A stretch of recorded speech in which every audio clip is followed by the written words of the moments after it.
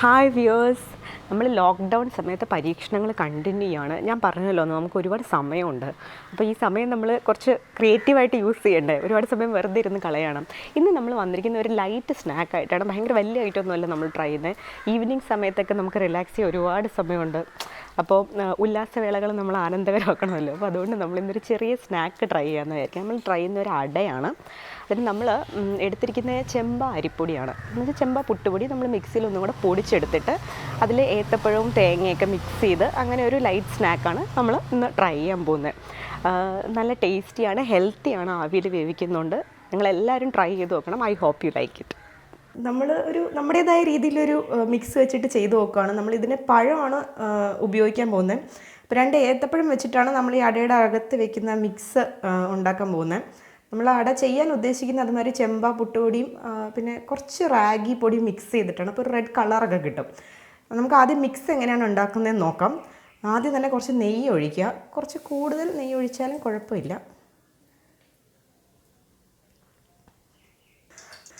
ഒരു ലൈറ്റ് ഒന്ന് ഷെയ്ഡ് മാറുന്ന വരെ കുറച്ച് നേരം ഒന്ന് ചൂടാക്കുക. ഒരു മീഡിയം ലോ ഫ്ലെയിം മതിയാവും. പഴമൊന്ന് നല്ലോണം മിക്സ് ചെയ്ത് കഴിയുമ്പോൾ നമ്മൾ അല്പം തേങ്ങ ഇട്ട് കൊടുക്കണം. തേങ്ങ, അണ്ടിപ്പരിപ്പ്, മുന്തിരി, ഏലക്കാപ്പൊടി, അല്പം പഞ്ചസാര, അത് വിട്ടുപോയി. ഇത്രയും സംഭവമാണ് നമ്മൾ പഴത്തിൻ്റെ കൂടെ മിക്സിൽ ചേർക്കുന്നത്.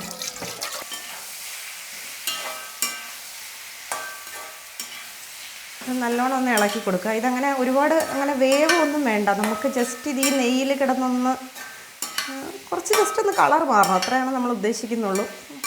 ഒന്ന് ഉടഞ്ഞ് കിട്ടുന്ന പരുവം.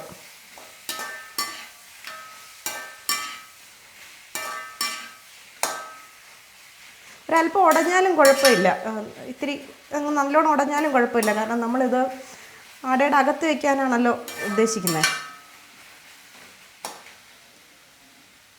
ഇത് ശരിക്കും പറഞ്ഞാൽ ഒരല്പം ഉടയുന്നത് നല്ലതാണ്. അപ്പോൾ ആ ഒരു പച്ചപ്പങ്ങ് വിട്ടിട്ട് നല്ലൊരു ടേസ്റ്റും ഒരു ഫ്ലേവറും ഒക്കെ അതിന് വരും.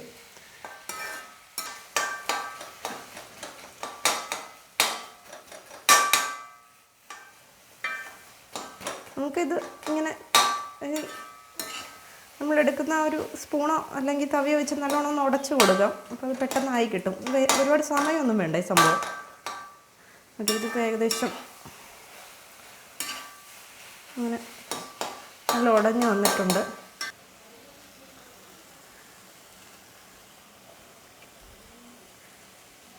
തേങ്ങ കുറച്ച് ചേർക്കാം. കുറച്ച് ഇത്തിരി ഒരു 2 പിടിയൊക്കെ ഞാൻ ചേർക്കുന്നുണ്ട്. നിങ്ങൾക്ക് ഇഷ്ടമുള്ള പോലെ ചെയ്യാം. ഇത്രയും തേങ്ങ വേണ്ടാന്നുള്ളവർക്ക് കുറയ്ക്കാം. ഇപ്പോൾ അടയായതുകൊണ്ട് ഞാനൊരല്പം തേങ്ങ കൂടുതൽ തന്നെ ചേർത്തിട്ടുണ്ട്. ഒന്നും കൂടെ ഒന്ന് മിക്സ് ചെയ്ത് കൊടുക്കാം.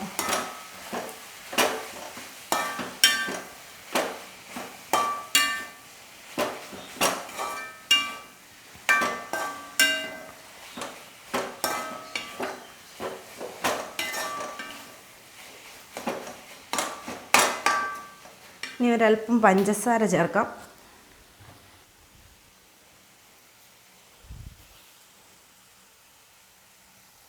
ഞാനൊരു 3 സ്പൂൺ പഞ്ചസാരയാണ് ചേർക്കുന്നത്. പിന്നെ നമുക്ക് നോക്കിയിട്ട് മധുരം പോരെങ്കിൽ പിന്നെയും ചേർക്കാം. ഈ നല്ല കുറച്ച് വെച്ചിട്ട് ഇടയ്ക്കിടയ്ക്ക് ഇളക്കി കൊടുക്കണം.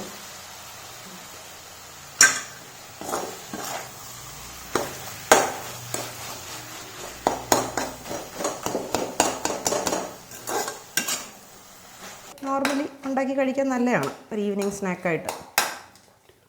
പിള്ളേർക്കൊക്കെ, കൊച്ചുകുട്ടികളൊക്കെ ഉണ്ടെങ്കിൽ അവർക്ക് ഇഷ്ടപ്പെടുമായിരിക്കും. പഴമായിട്ട് കഴിക്കാൻ പാടുള്ള പിള്ളേർക്ക് ഇങ്ങനെയൊക്കെ ചെയ്ത് കൊടുത്താൽ പെട്ടെന്ന് കഴിക്കും. അടുത്ത് നമ്മൾ കുറച്ച് അണ്ടിപ്പരിപ്പ് മുന്തിരിയും ചേർക്കാൻ വേണം. ഒരുപാട് വേണ്ട, ജസ്റ്റ് ഒന്ന് മിക്സ് ചെയ്യാൻ വേണ്ടി കുറച്ച് മതി. ഒരുപാട് ഇട്ടാൽ അതിൻ്റെ ഒരു അതിപ്രസരം വരും. നല്ലോണം മിക്സ് ചെയ്യുക.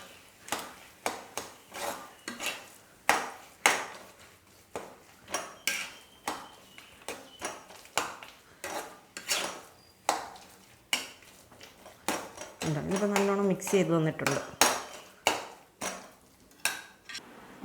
ഇത് ലാസ്റ്റ് നമ്മളൊരല്പം ഏലക്ക ചതച്ചെടുത്തതാണ്. ജസ്റ്റ് ഒരു ഫ്ലേവറിന്, ഒരു ഫ്രാഗ്രൻസിനാണ് നമ്മളിത് ചേർക്കുന്നത്.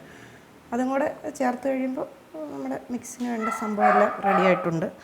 വേറെ ഇനി ഒന്നും ആഡ് ചെയ്യാനില്ല.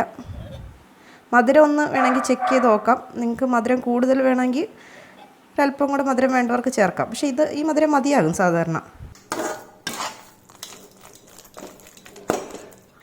നമ്മളപ്പോൾ അടയുടെ മിക്സൊക്കെ റെഡിയാക്കി വെച്ചു. ഇനി നമ്മൾ ബാക്കി ചെയ്യാൻ പോവാണ്. ഇതിന് നമുക്ക് ആവശ്യമുള്ള സാധനങ്ങൾ നമ്മൾ കുറച്ച് വാട്ടിയ വാഴയിലയാണ് എടുത്തിരിക്കുന്നത്. എടനയില അല്ലെങ്കിൽ തെരളിയുടെ ഇലയൊക്കെ ഉള്ളവർക്ക് അത് യൂസ് ചെയ്യാം. അതാകുമ്പോൾ കുറച്ചും കൂടി നല്ലൊരു ഫ്രാഗ്രൻസ് ഒക്കെ ഉണ്ടാവും. ഇതിപ്പോൾ നമ്മുടെ അടുത്ത് അതില്ലാത്തതുകൊണ്ട് ഞാൻ വാഴയില എടുത്തിരിക്കുന്നത്. വാട്ടിയിട്ട് ഇങ്ങനെ അട ഉണ്ടാക്കാൻ ഇതിൽ മുറിച്ച് വെച്ചേക്കുവാണ്. പിന്നെ ഇത് ചെമ്പ പുട്ടുപൊടിയാണ്. ഞാനിത് പൊടിച്ചെടുത്തിരിക്കുവാണ് മിക്സിയിലൊന്നും കൂടെ. കാരണം പുട്ടുപൊടി നല്ല തരിയാണ്, അറിയാമല്ലോ, അത് ഇതിന് യൂസ് ചെയ്യാൻ പറ്റത്തില്ല. അപ്പം നല്ലോണം മിക്സിയിൽ പൊടിച്ചെടുത്തതാണ്. അതിപ്പോൾ ഞാൻ 1 കിലോ പൊടി വാങ്ങിച്ചിട്ട് അതിൻ്റെ ഏകദേശം ഒരു 70% എടുത്തു, ഒരു 300 ഗ്രാമൊക്കെ കാണും. നമ്മൾ ഇനി ചെയ്യാൻ പോകുന്നതെന്ന് വെച്ചാൽ നമ്മളല്പം വെള്ളം ഉപ്പിട്ട് ചൂടാക്കാൻ പോവാണ്. ചെറിയ ചൂടിലാണ് നമ്മളിത് കുഴച്ചെടുക്കുന്നത്. അപ്പോൾ കുറച്ചും കൂടി ഒന്ന് സോഫ്റ്റ് ആവും. വെള്ളം ചെറുതായിട്ടൊന്ന് ചൂടാവാൻ വയ്ക്കാൻ പോവാണ്. ഇത് തിളയ്ക്കണ്ട, ഒരല്പം ചൂടായി കഴിയുമ്പോൾ നമ്മൾ ആ ചൂട് വെള്ളം ഒഴിച്ച് കുഴച്ചെടുക്കും. എന്നിട്ട് ഇലയിലേക്ക് അട പരത്തി വെച്ചിട്ട് ഈ മിക്സ് അതിൻ്റെ അകത്ത് വെച്ച് മടക്കി ആവിയിൽ വേവിക്കാനാണ് നമ്മൾ പോകുന്നത്.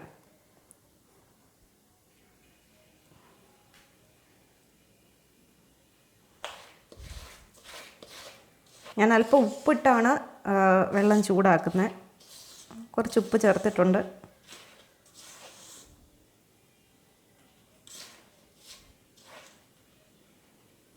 നല്ല പൊടിച്ചെടുത്തേക്കുക. പുട്ടുപൊടി ഇങ്ങനല്ല, അറിയാമല്ലോ. അപ്പോൾ അതൊക്കെ ഇതിൻ്റെ അകത്തേക്ക് കുറച്ച് ഒഴിച്ചു കൊടുക്കാം.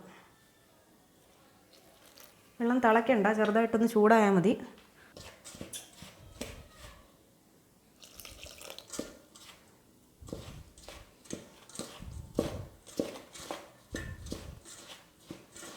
ഞാൻ ചെറിയ ചൂടിൽ തന്നെ അങ്ങ് കുഴയ്ക്കുവാണ്. നമുക്കത് കുഴയ്ക്കാനൊക്കെ എളുപ്പം. നമ്മൾ അടയ്ക്ക് കുഴയ്ക്കുന്ന പോലെയാണ് കുഴയ്ക്കേണ്ടത്. അപ്പോൾ കുറച്ചുകൂടെ വെള്ളം വേണം. പുട്ടിന് കുഴയ്ക്കുന്ന ഒരു കൺസിസ്റ്റൻസി അല്ല.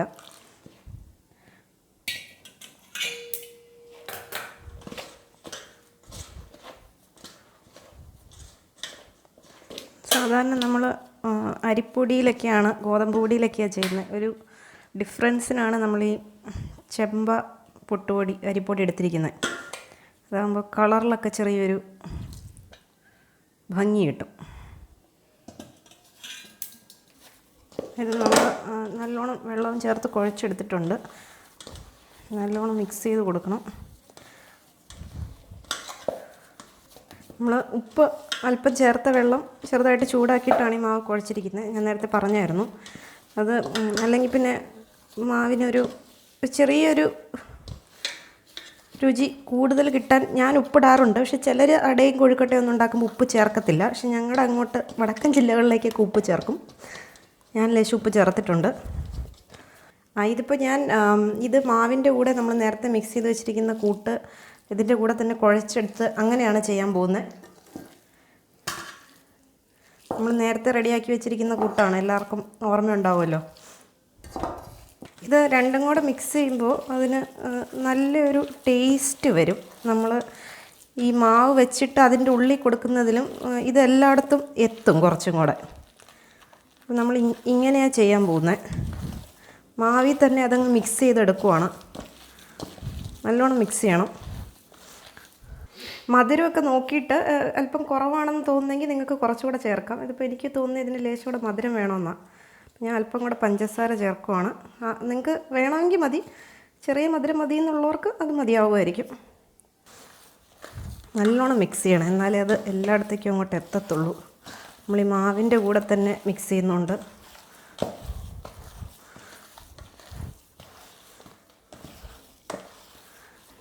നമ്മളിത് ഇലയിൽ വെച്ചിട്ട് ഇതിങ്ങനെ സ്പ്രെഡ് ചെയ്തിട്ട് രണ്ടായിട്ട് മടക്കാം. ഈ ഒരു കട്ടി മതിയാവും. ഒരുപാട് കട്ടി കൂടിയാലും അത് കഴിക്കാൻ ഒരു സുഖം കാണത്തില്ല. ഇങ്ങനെ എല്ലാം മടക്കിയിട്ട് നമ്മൾ ഇഡ്ഡലിത്തട്ടിൽ വയ്ക്കാനാണ് പോകുന്നത്. നമ്മളപ്പോൾ ഇതെല്ലാം മറ്റേ ഇലയ്ക്കകത്ത് വെച്ച് മടക്കി സെറ്റാക്കി കഴിഞ്ഞു. ഇനി നമ്മൾ ഇഡ്ഡലിത്തട്ടിൽ വെച്ച് വേവിക്കണം.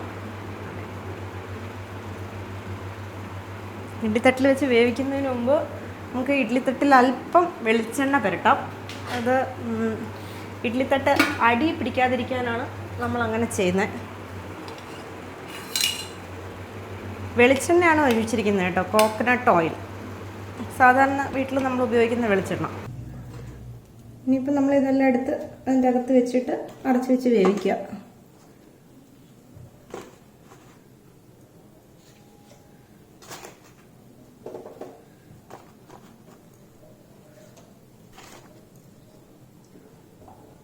നമ്മൾ അടയെല്ലാം അകത്ത് വെച്ചു.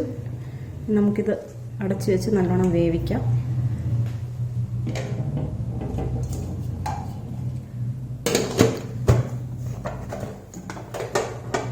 ഹൈ ഫ്ലെയിമിൽ തന്നെയാണ് വെച്ചിരിക്കുന്നത്. ഇത് വേഗം അല്പം സമയം എടുക്കും. അപ്പോൾ അതുകൊണ്ട് തീ കുറച്ച് വെക്കേണ്ട ആവശ്യമില്ല.